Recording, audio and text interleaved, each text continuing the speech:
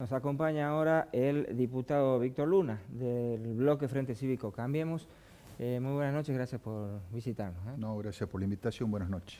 Bueno, comenzábamos fuera de micrófonos recién, que estuvieron hasta muy altas horas de la tarde en la Cámara por una sesión, por la sesión de la Cámara, ¿no? Sí, hoy tuvimos una sesión extraordinaria, digamos, para el tratamiento de una ley muy importante para el Ejecutivo, que es la ley impositiva. Se trató, se lo venía trabajando en la Comisión de Hacienda en estos días, hemos recibido la visita del ministro Arede, de la directora de la Dirección de Rentas, la contadora Varas, y bueno, hoy prácticamente en forma unánime se ha dado media sanción a la nueva ley impositiva de la provincia, que tiene algunos cambios en relación de la ley del año pasado. Se la ha discutido mucho, digamos, hay temas que inclusive han provocado algunas divisiones ahí de los bloques, pero en definitiva terminamos en horas de la tarde aprobando para nosotros una ley buena, una ley que no tiene ningún condimento extra para el contribuyente común, ¿no? Digamos, no hay un aumento desmesurado, se ha tenido en cuenta eso en la cuestión de los inmuebles. Y hubo algunos temas, como por ejemplo en el tema del juego, se ha levantado un poquito, digamos, lo que significa la erogación de las empresas que manejan el juego en Catamarca. Y también hemos tenido algunos cambios, algunas modificaciones con relación a las agencias de auto, de la venta de los 0 kilómetros. Esos han sido los dos temas o tres temas que... Bueno, pero no está mal que la Cámara de Diputados haya llegado a un acuerdo, ¿no? Después de algunas semanas de duros enfrentamientos verbales, ¿no? Sí, yo creo que no hubo grandes polémicas ni diferencias de enfoque. Y comenzamos con otra semana dura de un tratamiento difícil que siempre es, que es el tema del presupuesto de la provincia. Sí. La idea nuestra es comenzar mañana con la visita de nuevo del ministro Arede. Han tenido en general buen diálogo con el ministro Sí, Arede, ¿no? hemos tenido buen diálogo, la predisposición de él hoy, cuando existieron algunas dudas en horas de la mañana, tipo mediodía, gustoso se acercó también con un contador de la Dirección de Rentas a evacuar todas las consultas pertinentes, y en ese sentido hay que destacarlo, ¿no? Porque no es fácil a veces analizar leyes muy técnicas, por gente a veces que no tenemos el trajín, digamos, técnico de lo que significa todo un andamiaje económico-financiero de la provincia. Y en este caso puntual, bueno, nosotros mañana también va a asistir para comenzar ya un presupuesto también que viene acorde a las pautas nacionales, con un porcentaje estimativo en un 23, un 25% de suba, digamos, del último presupuesto, que es más o menos la pauta... ¿De inflación? Claro, que la pauta que la Nación aconseja, digamos, las provincias. Y de ahí sobre eso vamos trabajando en algunos aspectos puntuales de la provincia. Nosotros, por ejemplo, tenemos 2 o 3, digamos, que nos expliquen un poco. En este tema, usted recordará del empréstito que el año pasado la provincia nosotros le hemos facultado a tomar, que lo va a financiar la Nación en esta suerte de devolución de lo que significaba de la coparticipación, que un 25% va a los municipios. Esto iba destinado a obras. Ahora la provincia ha cambiado y ha variado, digamos, de opinión. Va a ser para, digamos, cancelar algunas deudas que la provincia tiene en este momento. Nuestra inquietud es saber el porqué de esto, qué es lo que se va a hacer, y en cuanto al tema de los municipios, no tocar ese 25% bajo ningún aspecto, porque ellos ya tienen, la mayoría de los municipios, hasta también una autorización del propio Consejo Deliberante para destinarlo a determinadas obras que hacen falta en esos lugares, digamos así. O sea, ese es uno de los temas, después hay 2 o 3 temitas más también que vamos a evacuar. Hablábamos de los consensos a los que se ha llegado en el día de hoy, los que presuntamente van a llegar en este tipo de proyectos en las semanas que vienen, pero es inevitable hablar también de los disensos, y entre ellos la frustrada tratamiento de la reforma constitucional. Acá hemos tenido digamos, a diputados de ambos bloques, incluso una acalorada discusión entre la diputada Cecilia Guerrero y Marita Colombo, cada uno defendiendo con énfasis las posiciones, pero me parece que lo que queda digamos, defendían los argumentos de por qué sí o por qué no. Lo que no queda claro es en cuál es el momento del quiebre. Vos sos un hombre político, digamos, de la línea celeste, muy vinculado al senador Oscar Castillo, que en algún momento se lo señaló como que había operado, porque a Oscar Castillo se le endilgan siempre, sea o no, pero siempre está sospechado de operar en determinados momentos. Queremos conocer esos entretelones, porque en qué momento se da ese quiebre en el que el bloque del Frente Cívico, digamos, decide no acompañar el proyecto. Nosotros siempre desde hace 2 años, cuando la gobernadora puso a consideración de los catamarqueños la posibilidad de reformar nuestra Carta Magna, siempre lo objetamos cómo comenzó todo este proceso, digamos, el no llamado en términos generales a todas las instituciones y fundamentalmente a la madre de la célula básica de la democracia, que son los partidos políticos. Fue un tibio llamado. Delegó en su ministro político, quien a la vez delegó también, usted sabe bien, en la persona de, en ese momento, Hernán Colombo, un dirigente que tiene mucha trayectoria, pero a nosotros nos parecía que el gobierno de la provincia, en la persona de la gobernadora, debía encarar, por lo menos al principio, este tema. Lo hicimos saber en varias oportunidades, en el bloque, como partido, estaba al frente, recuerdo, el fallecido Coco Quintara como presidente. Se hizo una convocatoria un poco a las apuradas.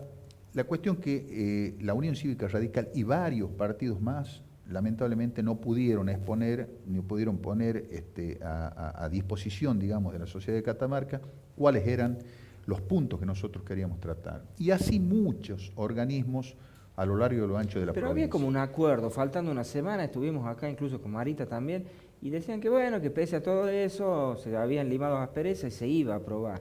En la última semana, ¿qué fue lo que pasó? No, porque se dice que también hay como una devolución de gentileza, porque bueno, el justicialismo no acompañó la reforma política a nivel nacional, entonces había que dar una respuesta institucional. No, nosotros lo que considerábamos que le estaba faltando algunos matices a ese llamado de la reforma. Para que usted tenga una idea y la audiencia tenga una idea de lo que significó esto, estamos hablando de 30 puntos, porque era una reforma parcial de la Constitución, de 30 puntos, de los cuales involucraba muchos artículos. De esos 30 puntos que envió el Ejecutivo, en definitiva, al inicio de todo esto, el Senado de la provincia, que nunca se nos explicó el porqué, prácticamente a 20 de ellos los separó del paquete inicial e incorporó otros que para nosotros no tenían ni ton ni son la incorporación. Por decirle uno de los que recuerdo, querían dar raigambre constitucional a la fecundidad asistida, a la fertilidad esta nueva, este proceso. Sí. Nosotros, no digo que no sea importante, pero darle un marco constitucional a una tranquilamente ley provincial, un algo importante que puede ser para muchas familias, que no involucre a todos los catamarqueños, eso nos parecía bastante raro. Y lo que pasó también que nunca pudimos conseguir ningún tipo de documentación, ni las actas originales de todo el proceso que el gobierno había encarado, ni tampoco, ni siquiera, escuche bien lo que le voy a decir, la versión taquigráfica de la Cámara de Senadores cuando aprobó y le dio media sanción el año pasado a esto. Nunca pudimos conseguir, ni nunca nadie, porque se habían extraviado, porque no la tenían, porque no la habían terminado. Digo, eso a nosotros nos llamó poderosamente la atención. Y después considerábamos también que había que tener en cuenta, o por lo menos clarificar, algunos conceptos de lo que significaba esta reforma. Era al estilo año 94, cuando Raúl Alfonsín, Carlos Menem y algunos más, algunos conocidos por nosotros, se encontraron en una mesa, firmaron ese núcleo de coincidencia básica en algunos temas puntuales que no se podía tocar. Nosotros, por ejemplo, aspirábamos que no se toque este tema de lo que significa hoy el reparto de las bancas en la Cámara de Diputados, donde se aplica un sistema que está contemplado en la Constitución del 88, pero que recién la intervención del interventor Prol lo puso en vigencia, que es el sistema Don Puro. Acá no quedaba absolutamente nada claro qué sistema se iba a aplicar. Y ante la consulta, la inquietud de nuestro bloque, la respuesta era la constituyente soberana. O sea, nosotros no podíamos ir, y no estamos hablando de ganar o perder una elección. Un salto al vacío. Exactamente. Un salto al vacío no... Pero bueno, de todas maneras era una elección, podrían haberla ganado. No, también. está bien, pero tampoco nosotros queríamos y pretendíamos ganar una elección y también que quede al libre juego de nuestros constituyentes que podían, ganando una elección, ser mayoría. Eso a nosotros nos parecía que era un mal precedente, porque vemos en La Rioja, vemos a Tucumán, donde se aplica este juego de mayorías y minorías, donde la oposición, más allá de los colores políticos, en La Rioja no superan los 3 o 4 diputados sobre un total de 50 bancas, digamos, donde el pueblo queda a merced ya prácticamente de un unicato. El oficialismo es siempre mayoría absoluta. No sirve. Si no hay controles, la democracia se va debilitando. Esas cosas, uno de los tantos temas, que no había forma de hacer entender que debíamos tratar de ponerlo sobre la mesa. ¿Pero tuvieron algún contacto con los legisladores nacionales en estos días? ¿Con Oscar, por ejemplo? No, yo en el caso particular y con algunos más nosotros charlamos permanentemente. Usted sabe que en el caso de Castillo representamos un sector político, él es el presidente, yo en el caso mío soy vicepresidente, que estamos prácticamente a diario nosotros analizando los temas. Brizuela del Moral es exactamente lo mismo, pero bueno, cuando se analizó todo este andamiaje, nosotros considerábamos de que no estaban dadas las condiciones óptimas para una reforma en ese sentido. Lo vamos a insistir y nosotros vamos a tratar de que el año que viene sea una ley, pero en serio. No nos olvidemos que esta reforma... El año que viene es electoral. No, pero se puede tratar, no digo la elección, se puede tratar el andamiaje de lo que queremos para nosotros. ¿Y habría que presentar otro proyecto nuevo? Hay que presentar otro proyecto, que puede venir de la mano de cualquiera. Nosotros como Frente Cívico habíamos presentado 3 proyectos durante los últimos 15 años. Ninguno pudo lograr salvar, digamos, la Cámara de Diputados. 2 desde el Senado, entre el presidente del bloque, me recuerdo yo que nació de nuestro bloque, y después uno de la propia Cámara de Diputados, del diputado Luis Andraca, que tampoco pudo lograr llegar a buen puerto. Que era importante, el de Andraca a mí me parecía que era bastante interesante, con puntos a tener en cuenta, que una reforma usted sabe que van a pasar 30, 40, 50 años, no, en el tiempo es muy difícil vaticinar cuándo puede lograrse. Nosotros creemos que es el tiempo ahora de adecuarla en primer lugar a la Constitución Nacional, digamos, porque quedó desfasada. Sí. Y hay muchos temas también que nos gustaría conversar, pero en un ámbito, bueno, no, en un ámbito distinto. Lo llevo al ámbito partidario. Sí. Hemos tenido algunas visitas de dirigentes del radicalismo que no están enrolados en las líneas mayoritarias y siempre hay como una tensión allí, por más que después terminan por ahí conformando listas únicas o se presentan y logran las minorías pero terminan acordando, pero hay como una crítica permanente a la falta de renovación dirigencial en el radicalismo. ¿Usted la comparte? Mire, cuando se habla de la renovación dirigencial, esto ya lo hemos escuchado muchas veces, ¿no? Nosotros mismos allá en la década del 80 también lo planteábamos con Castillo, Boggio y algunos más, que nuestro partido era conducido por alguna dirigencia mayor, digamos.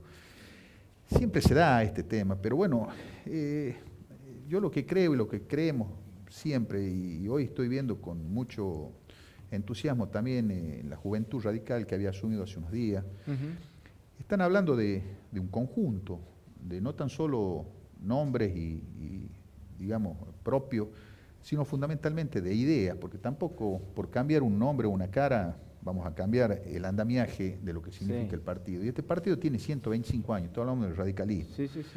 Nosotros el partido más antiguo de Latinoamérica, que creo que todavía sigue vigente porque se ha ido ayornando los tiempos, digamos, que le exige la propia sociedad. Y aquí en Catamarca, bueno, ahora en este momento el partido es conducido, yo diría, casi por la generación intermedia. Sí, son casi todos sub-50. Exactamente, son muchachos que han participado mucho activamente, que la llevan a la política bien en profundidad, inclusive el presidente del partido es el presidente de la Juventud Radical, década pasada. Y bueno, eso creo que también lleva, pero también nosotros no podemos desperdiciar digamos, la sabiduría por ahí de vieja dirigencia, de gente que tiene trayectoria y que muchas veces un concepto o una sugerencia o una reflexión de ello a veces es importante porque la han vivido, digamos. En el tema volviendo al tema de la Constitución y haciendo un parangón, es gente que la vivió, la del 88. Y el 88 fue traumático. Sí. Nuestro partido sufrió hasta expulsiones y una serie de cuestiones Y por eso, hoy trasladada 30 años después o 25 años después, no se quería cometer esos mismos errores. Por eso es bueno, indudablemente, para todo partido que haya una renovación de ideas, de cambio de nombre de personas, pero también en los lugares se los tienen que ganar, ¿no? Porque hay lugares donde todavía persiste, sin ir más lejos. Ayer, el lunes, falleció, yo diría, el último de los caudillos políticos que tenía Catamarca, en mi concepto, que se llamaba Amado David Quintar. Sí. En el buen sentido de la palabra, digo caudillo, porque un hombre que tuvo 40 o 50 años. Claro, un hombre que todavía seguía sosteniendo, más allá de que comenzó su actividad en la década del 50, seguía sosteniendo ideas profundas, seguía manteniendo sus sueños y sus ganas de continuar dando mucho por el radicalismo y por la provincia, digamos así. Por lo tanto, nadie se le podría ocurrir sacarlo a Coco, desplazarlo y decirle, bueno, anda a tu casa, digamos. Yo creo que ese concepto, si lo interpretamos y lo vemos, tiene que ser positivo para una renovación en conjunto de dirigentes mayores, intermedios y jóvenes, para que vamos desandando un camino y poder ser de nuevo la posibilidad de una alternativa cuando nos toque volver a dirimir en las urnas la gobernabilidad de esta provincia, ¿no? Le hago una última consulta, tiene que ver con, digamos, el radicalismo tanto a nivel provincial, pero sobre todo a nivel nacional.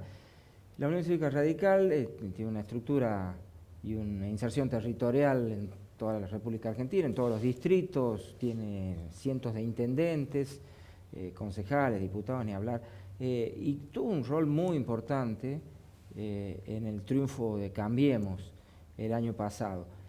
Sin embargo, a mi juicio, no sé si usted compartirá esta apreciación, tiene una, digamos, una capacidad de decisión o de aporte en el gobierno nacional demasiado limitada para el rol que cumple. Como me imagino, en algún momento si el radicalismo decide, por alguna razón, quebrar la alianza, el gobierno se cae a pedazos. Digo, no se está decidiendo, no está influyendo el radicalismo en las decisiones políticas del gobierno nacional de acuerdo a la envergadura de su estructura. Sí, es una discusión puertas adentro de nuestros partidos permanente, digamos. Hay mucha dirigencia que se queja. Además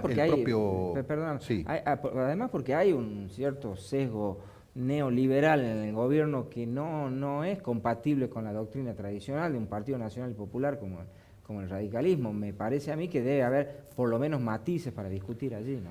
Sin lugar a dudas. Cuando nosotros vamos a Gualeguaychú, donde la Unión Cívica Radical en su convención toma la decisión de incorporarse, no digo esta alianza, sino este proyecto, digamos, general de cambio en la República Argentina, fue traumático, no fue fácil, porque había dirigentes de mucho peso que decían que, bueno, desde el punto de vista de lo que significan las ideologías, no estábamos en condiciones de hacer, inclusive más nos trajo algunos inconvenientes. Hoy la juventud radical está excluida de la Internacional Socialista, digamos, no excluida, pero sí, por el momento no estamos participando porque creen y consideran ellos de que nosotros estamos acompañando un gobierno de derecha, que tampoco me parece a mí que sea así el tema. En ese momento en Gualeguaychú fue una discusión de fondo, profunda.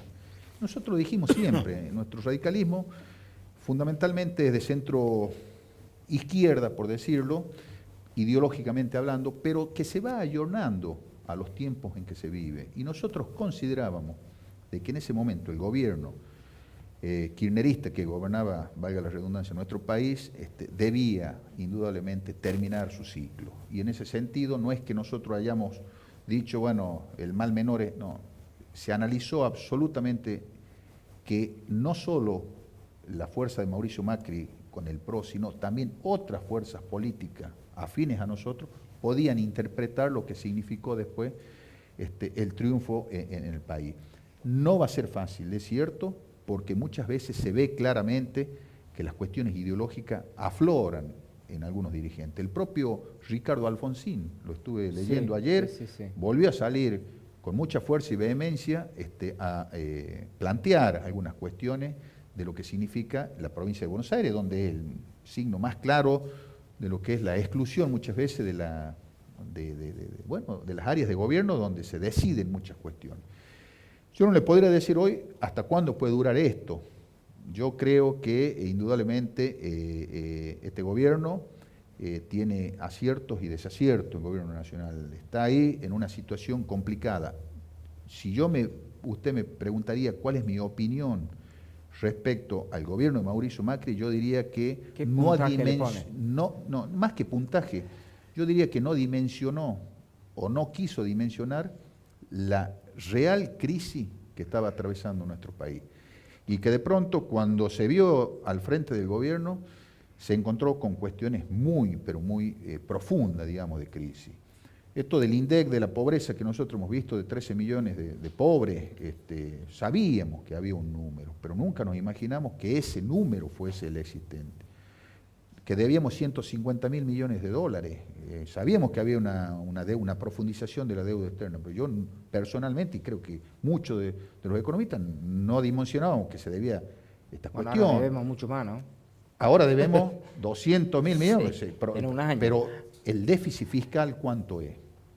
También subió tiene este año. su costo esto de sostener planes como se sigue sosteniendo. Tiene su costo. Indudablemente ahora está este tema de la ganancia, que es un tema complicadísimo, que es un tema muy, muy complicado. Yo a este tema de ganancia le decía a algunos amigos que no vaya a ser cosa que nos suceda como la ley famosa de Mucci, Raúl Alfonsín, cuando quiso democratizar los sindicatos. Yo siempre dije que Raúl Alfonsín, después de esa ley, nunca más pudo el gobierno de Alfonsín levantar vuelo, como se dice vulgarmente, porque quedó marcado para siempre. Sí, y hay una realidad política profunda.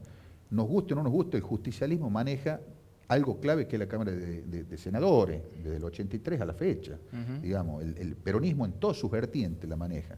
Y con eso hay que negociar y una serie de cuestiones. Yo no podría darle un puntaje hoy. Yo creo que hay algunas cosas que se han hecho bien, hay algunas cosas que se han hecho mal y hay algunas cosas que todavía no se han hecho. Que eso es lo que más me preocupa a mí, que cuando se las hagan bien. Yo soy optimista de por sí nomás, en mi vida particular siempre el optimismo está a flor de piel, digamos. Creo que el año que viene va a ser un año que de despegue, un año que el mundo también, que va cambiando minuto a minuto, digamos, nos va a acompañar y nos va a ayudar a salir de esta crisis, ¿no? Y espero que así sea por el bien de todos. Bueno, te agradezco la visita aquí a Sesión Abierta. Muy bien, no, y agradecido soy yo. Buenas noches. Pausa y ya estamos enseguida con el nuevo invitado.